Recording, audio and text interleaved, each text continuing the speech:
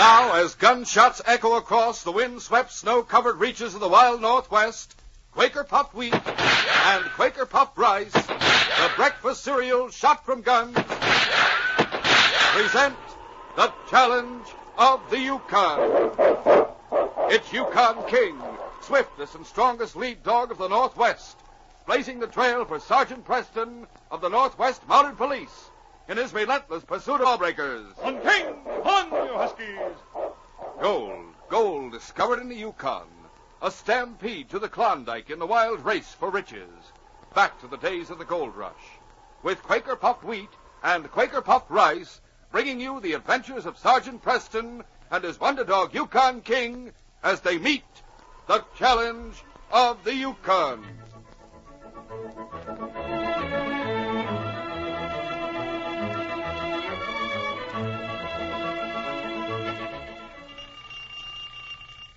When you get up in the morning, there's nothing like a breakfast you really go for.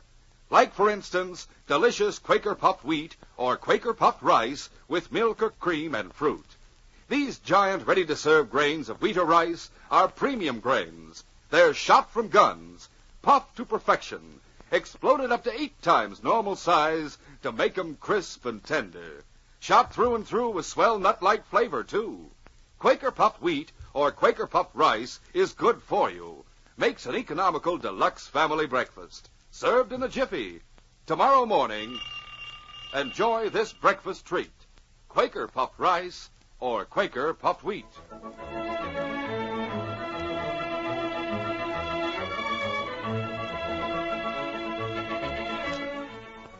Summer had come to the Yukon. Sergeant Preston of the Northwest Mounted Police reined to a halt before the headquarters building in Dawson. Oh, there. Oh, now. Easy. With Sergeant Preston was the great dog King, who stood waiting as his master dismounted. Come on, King. We'll find out why the inspector sent for us.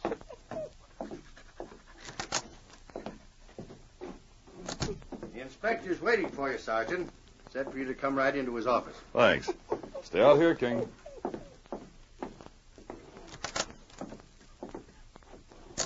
Oh, good afternoon, Sergeant. Glad to see you. Hello, Inspector. I understand you want to see me. Yes, I do. Sit down, Sergeant. Thank you. Sergeant, there's trouble up at FortyMile. Huh? Constable up there asked to have you and King come up there as soon as possible. Yes, sir. We'll start right away. What happened up there, do you know? Frankly, I don't, Sergeant. The message I received by Eskimo Runner from the constable just said there was trouble. He'd like to have you and King there. I see.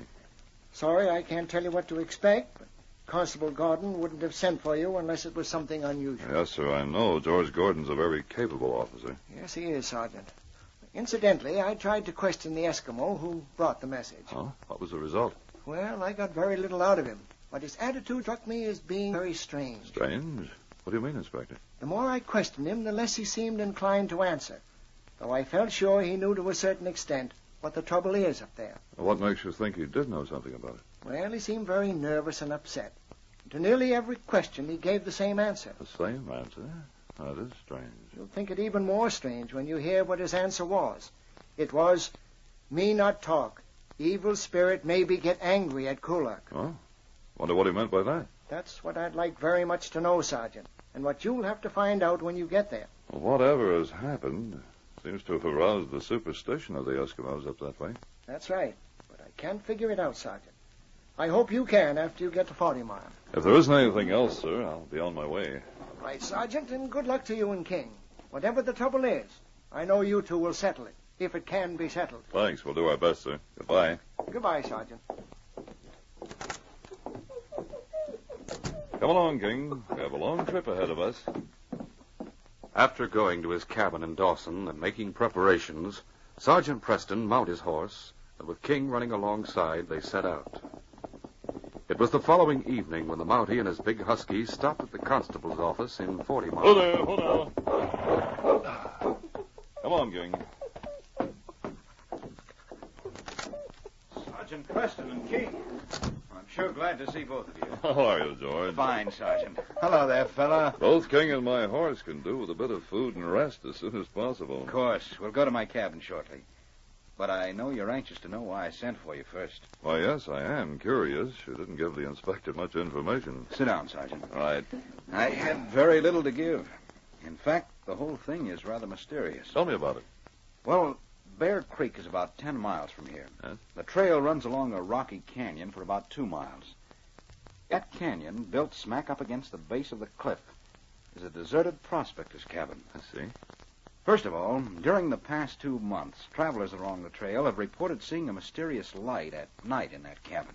At first, some of them decided to stop there. But by the time they reached the cabin, the light was gone, and no one seemed to be there. Perhaps whoever was inside just didn't want visitors and didn't answer the door. No. You see, on 3 occasions, different men who passed there had stopped. After knocking at the door, they went inside. The door was not locked. Yet no one was inside at all, and there was no lamp in evidence. Well, that is mysterious. Finally, people began to be superstitious about the cabin and gave it a wide berth. But later, a few who hadn't heard about it stopped there and spent the night with unusual consequences. Such as what? Well, one of them was a trapper. He took his furs inside with him, then bolted the door and went to sleep. When he awoke, the furs were gone. Have you investigated the cabin yourself? Oh, sure. It's the usual thing, practically bare of furnishings except a table, chair, and the bunk. Moth-eaten caribou hides hang on the back wall, probably to keep out the dampness. Prospectors usually do that when they build a cabin against a cliff wall. It does keep out dampness. Yes. Well, I pounded all along the back wall to make sure it was solid. With the door bolted and the windows locked, no one could get in. Yet everyone who stopped there has had trouble. If the cabin stands on rock, there'd be no tracks of any kind to follow either. That's right. But 3 days ago, something even worse and more mysterious happened there. What was that? I came to my office here in the morning. Shortly after, a young Frenchwoman who lives at Bear Creek with her husband came in. She was excited and upset as she told me the story. Oh, you must help me. You must. My Pierre is gone. Try to be calm, Mrs. Moulette, and tell me what's happened. Well, 2 days ago, Pierre decided to come to 40-Mile to bring the gold he had taken from our claim during the winter. It was raining hard that day, so Pierre waited until late afternoon before he started, after the rain let up. Pierre did not come back yesterday as he planned to do. Maybe he was delayed in town. Oh, at first I thought that. Then a friend who had a nearby claim stopped at our cabin. He said he had met Pierre along the trail near the canyon. Pierre told him he was going to stop for the night at the deserted cabin there. I see. What else? Early this morning I arrived in town. I asked at the bank, at the cafe, at the hotel, everywhere. But no one had seen Pierre at all, monsieur. Something has happened to him, I know it. Now, try to be calm, Mrs. Moulette. How was Pierre traveling? On horseback, monsieur. You have a horse outside? Oui, monsieur. I am frightened. I have heard strange things of that cabin in the canyon. But my Pierre, he just laughed and said not to be superstitious. Come on. We'll make some more inquiries around town. Then we'll ride up to the canyon and have a look in that cabin. Might be that Pierre is already at home now. You may have missed him somehow. Oh, but that is impossible. There is only one trail to Bear Creek. But I will go with you, monsieur. I will do anything to find Pierre. Well, George, did you find out anything about the missing Pierre? No. I asked around town without success. Then Mrs. Moulette and I rode to the cabin. She refused to go inside, so I went in alone. I found a hat there on the table, which Mrs. Moulette identified as Pierre's. He wouldn't be apt to go off and leave his hat. That's what I figured. But what I couldn't figure was what happened to him and his horse. Pierre hasn't shown up yet. You think he might have decided to leave his wife for some reason or other? No, I don't believe that at all. They were devoted to each other. And what's more, Pierre Moulette is well known both in 40-Mile and at Bear Creek. He would have had to go one way or the other, and I feel sure someone would have seen him. Then there's that hat. Pierre never went anywhere without his hat. You said that other things had happened at that cabin before his disappearance. Yes. Besides the trapper who lost his furs, on 2 occasions, prospectors who stayed in a locked cabin woke up to find their gold and supplies were gone. Everything seems to center around that deserted cabin. That's right, it does. I stayed there one night myself, but nothing happened at all. I sat up all night watching and listening. Come on, George. I'll give King and my horse some food, and then we'll ride to Bear Creek and talk to Mrs. Moulette. After that, we'll visit that mysterious cabin. About 3 hours later, Sergeant Preston, with King and George Gordon, arrived at Marie Moulette's cabin. The two Mounties drew rein and dismounted. Well, fellows, go now. Come on, King.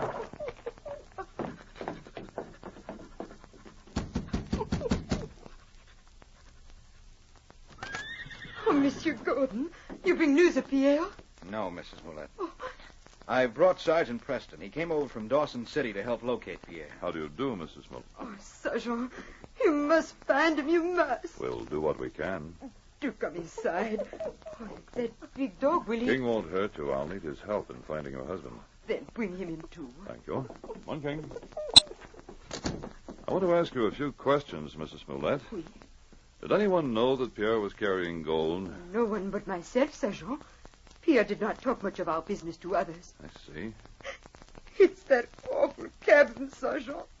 I was afraid of it, but Pierre, he just laughed at me about my fears. Then he goes and stays there for the night. And when Monsieur the Constable smashed the bolt on the door and went in, he found Pierre's hat. Wait a minute. George, you didn't tell me you found the door bolted when you went to hunt for Pierre. I thought I'd mention it. That's the thing I can't understand. The door and windows were locked from the inside, yet I found that hat. And no trace of Pierre or his horse. The reason behind everything that's happened lies at that deserted cabin. We're going back there right now, and we won't leave until we find out just what that reason is. We'll continue our story in just a moment.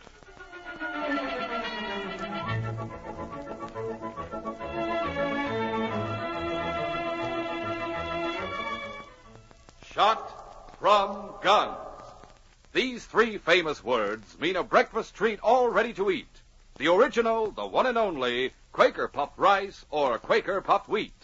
Yes, these are giant-sized grains. I said giant-sized. And they actually are shot from guns to make 'em crisp and tender. Quaker puffed rice and Quaker puffed wheat are exploded up to 8 times normal size. That makes 'em bigger and better tasting. Yes, they're shot through and through with keen nut-like flavor, too. They're a thrifty deluxe breakfast treat that's easy to fix as falling off a log. Just pour out a bowlful and add some fruit and milk or cream. Talk about good. More important, long hours at school and play call for a hearty breakfast. And Quaker puffed wheat and Quaker puffed rice furnish added food values of restored natural grain amounts of vitamin B1, niacin, and iron. So how about it?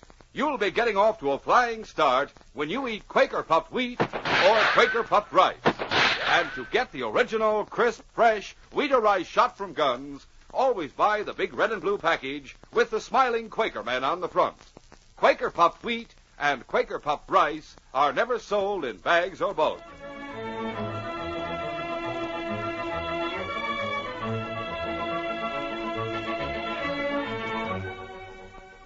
Now to continue our story. Sergeant Preston and King had gone to Marie Moulette's cabin at Bear Creek with Constable Gordon. When Preston found out that the missing Pierre's hat had been found inside the cabin, though the doors and windows were locked when the constable investigated, he decided to go to the cabin and stay there until the mystery was solved. Leaving Mrs. Moulette's cabin, the two Mounties stopped by the trading post to get a few supplies. Hold there, hold on. Come on, King. There you are, Mr. Kendall. Anything else for you? No, that's all. Well, looks like you got reinforcements to run down those ghosts over in that cabin, Constable. They'll be mighty sorry ghosts when Sergeant Preston and this dog King track them down, Kendall. Hey, you hear that, Sam? He sent to Dawson City for the famous Sergeant Preston and his dog to waste their time looking for nothing. Yeah. I've heard of Preston before. You're ahead of me there. I haven't heard of either of you before. Sergeant, this is Gus Kendall, who runs a cafe in FortyMile. Sam Mason works for him. Hi. Glad to meet you, Mountie. Once more, you're ahead of me. Huh? I don't get it. Forget it. Small talk. I didn't expect to run into you over here in Bear Creek this late in the evening, Gus. I came over with Sam on business, thinking of staking a claim up this way. Tell Tell me, have you come to any conclusions about that cabin business? No, not yet. It's sure a mystery. Got all the prospectors around here nervous about going along that trail. 2 of 'em up that way give up their claims and left already. Mighty funny business. Mighty funny. There's an explanation for everything, and we'll find one for the happenings at that cabin. Yeah, maybe you will sometime. But I guess even the constable got shook up a bit to find Moulette's hat in a cabin that was locked up from the inside. Hey, Constable? I admit it had me baffled, Gus. Well, let's get going, Sam. We got to get back to 40 Mile. All right. Seen you all again. Go on. Goodbye, Kendall. Easy, fella. I don't like them either. They aren't very well liked around 40 Mile. Well, let's get the few supplies we want and then get going, George. We're wasting time. A short time later, Sergeant Preston and the constable rode the trail toward the mystery cabin in the canyon. We'll soon be at the cabin, George. I know. I hope you and King can straighten things out. As Mike the storekeeper said, some of the prospectors who have claims along the canyon have already moved out because of their fears. That fellow Kendall seems to keep up with the news. I was surprised he knew about you finding Pierre's hat in that locked cabin. So was I, since I haven't mentioned it to anyone. Oh? But I suppose Mrs. Mollett has talked about it in Bear Creek. I guess that's where he heard about it. Gus and Sam must have ridden along this trail ahead of us. They said they were on their way back to 40 Mile. That's right. Let's hurry a bit so we can be in that cabin a few hours before sunup. Get up there! Get it, Paul. After half an hour of fast riding, the 2 Mounties reined to a halt before the deserted cabin in the canyon. Oh, there. As they approached the cabin, Great Dog King suddenly caught the scent of the men who had been in the store at Bear Creek. He sniffed the ground, barking and growling, then went to the door of the cabin and whined as Preston stood a moment watching. What's King acting like that for, Sergeant? I have the feeling he's picked up Kendall's scent. They must have stopped here and dismounted. Let's look inside. Let's go in, George. King's sniffing all around the cabin. I wonder if the 2 did stop here. I'm inclined to say they did. I can't figure out why they stayed so short a time unless they stopped just from curiosity. That could be. But I just thought of something, George. Would you be willing to stay here alone till I get back? Sure, I've stayed here alone before. But where are you going? I'm going to ride back to Bear Creek. Won't take too long. All right. On, King. Why, look here, George. What is it? The bolt on this door. Didn't you say you broke in here when you came to find Pierre? Yes, I did. The bolt's been fixed. Yes. Well, we'll go along now. Bolt the door after we leave. I'll knock when I get back. Let's go, King. Easy, fella. Steady now. Get up there. As Sergeant Preston rode along the trail toward Bear Creek, after leaving the constable in the mysterious cabin, the thought that had come into his mind was still uppermost. Maybe I have a crazy idea. This is my one chance to get a line on what happens at the cabin. I should have thought of it at the time when Kendall made that remark in the store. Maybe you will sometime. But I guess even the constable got shook up a bit to find Moulette's hat in the cabin that was locked up from the inside. George says he didn't mention that hat. I'll find out what Mrs. Mollett has to say. Get up, fella. Come on, kid. Upon his arrival in Bear Creek, Sergeant Preston went to the cabin of Mrs. Moulette and pulled rein. Hold there. Hold now. Wait here, King.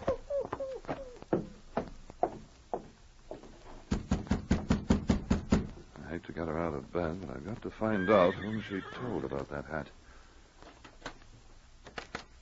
Sergeant Preston, you bring news already? No, Mrs. Mollette.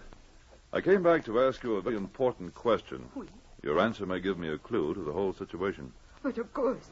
What is the question, Sergeant? Now think carefully. Did you at any time mention that the constable found Pierre's hat locked in the cabin up the canyon? But no, Sergeant, I did not. I spoke to no one about it. That is the truth. I see. That's all I want to know. I think I have an idea what... Constable Gordon, I left him there alone. But I do not understand. I can't stop to explain now. Thanks for answering my question. Goodbye. You got to hurry, King. There's no time to lose. Steady, Philip. Get up there. Come on now. Sergeant Preston raced back at top speed along the trail to the canyon cabin, with King running alongside the galloping horse. Sometime later, he arrived at the cabin. Ho there, ho! Come on, King. George! George! Doesn't answer. We'll have to break in, King. Here goes. He's not here. I was afraid of that. All right, King. Find Constable Gordon. Hurry, fella. King's scratching on the floor near that back wall. Those old caribou hides on the wall. I'll pull them down. That log wall. Let's see. At first glance, the rear log wall looked natural. Then Sergeant Preston noticed that unlike most cabins, short logs had been placed end to end to form the back wall instead of the usual single long logs. He noticed, too, that the logs were pieced together in the center of the wall, so that their ends formed a straight line from the floor almost to the ceiling. Above that, the uniformity didn't exist. He placed his hand against the crack a moment. Slight draft coming through. That means opening behind that wall. This must be some sort of a doorway if I can find out how to make it open. Pushing on one log after another, Sergeant Preston looked for the hidden means of making the logs move. I know I'm right. It's the only explanation. While Sergeant Preston worked patiently on the logs, King sniffed along the base of the log wall. Suddenly, he grew excited as he sniffed at a knot on one of the logs. He found that the scent of the man Kendall, whom he had disliked in the store, was very strong at that point, and he tried to tell his master. What is it, King? What is it, fella? Let's have a look. Oh, that knot. I wonder. Reaching down, Preston pushed. That did it. King found the way to open the door, and there is an opening behind it into the cliff. A cave. Easy, King. Easy, boy. Sergeant Preston stood a moment waiting and looking into the cave opening. He saw a glimmer of light some distance back, but so far no one had seemingly noticed that he had found the cave entrance. Taking his gun in his hand, he started forward with King at his side.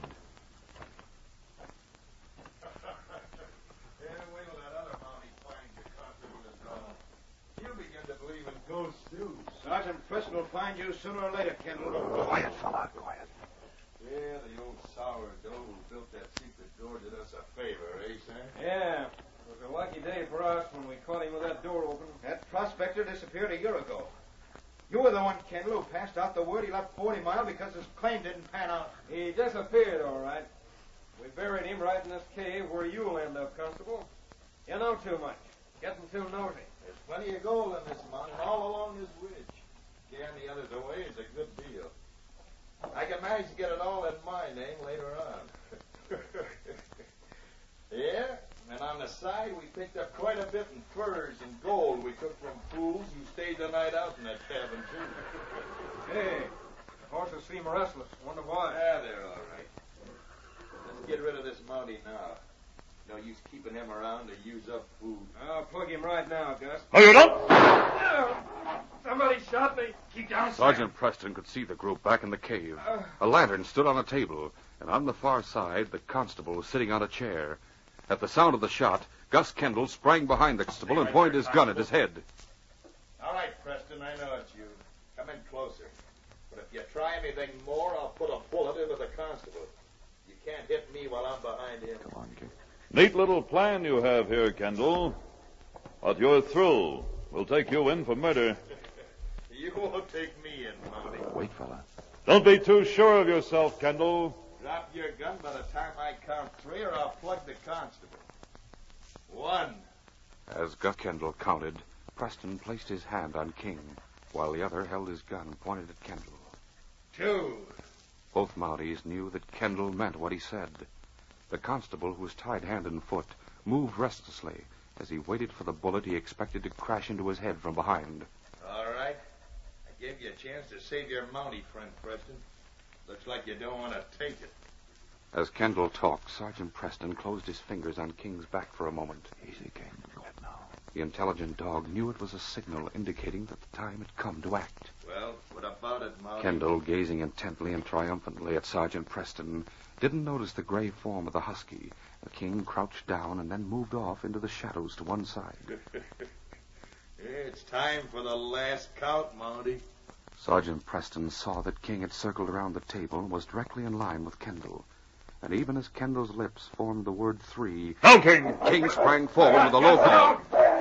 Like a shot, the great dog moved forward. And before Kendall realized what had happened, King leaped with his gun arm and knocked him off his feet. Take him off! Take him off! Down, King, down, fella. All right, Kendall, get up.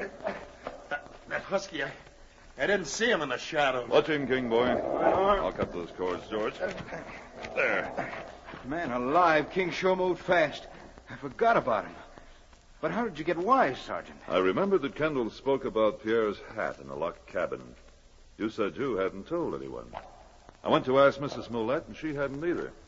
I figured then that Kendall knew the secret of this place. Kendall, where is Pierre Mollett? If you've killed him, too... No, Pierre's not dead. Shut up, Sam. We kept him here a while. Then after the constable found his hat and went away, we took him to Gus's cabin in 40-mile. He's tied up there. I told you to shut up. Gus planned to make him sign over his claim. It was his idea. That's enough out of both of you. George, we'll take these killers to 40-mile and then send Pierre home to his wife. I guess after that you can get the evidence together to make a murder charge against these two. I sure can, Sergeant. I knew if you and King came here, you'd soon get to the root of the trouble we were having. Glad we could help, George. And I'm certain King's as happy as I am to say this case is closed.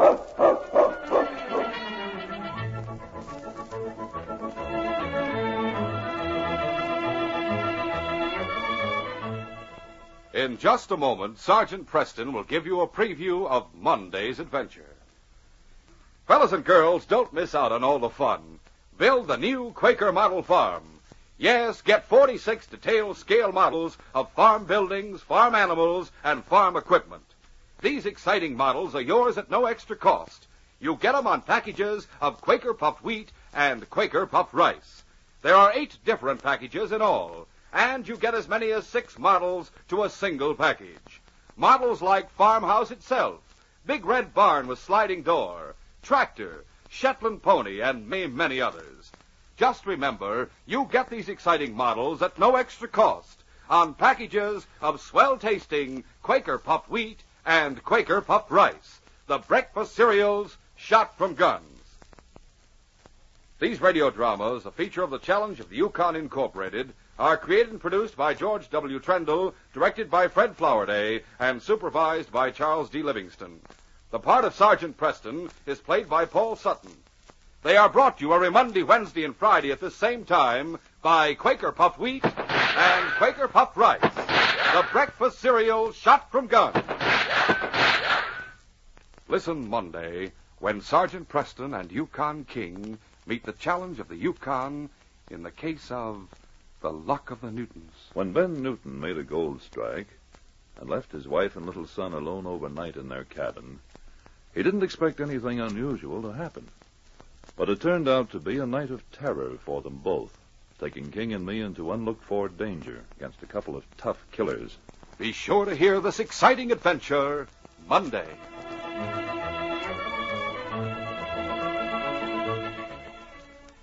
You boys or girls will certainly want to feed your dog kennel ration. And your dog will really eat up kennel ration fast. It's made with choice cuts of lean red meat, U.S. government-inspected horse meat. This famous dog food contains vital minerals and all known dog health vitamins your dog needs. Tell Mom start with kennel ration right away. See how happy your dog is when he gets this food he loves. Have Mom get kennel ration, first in canned dog food.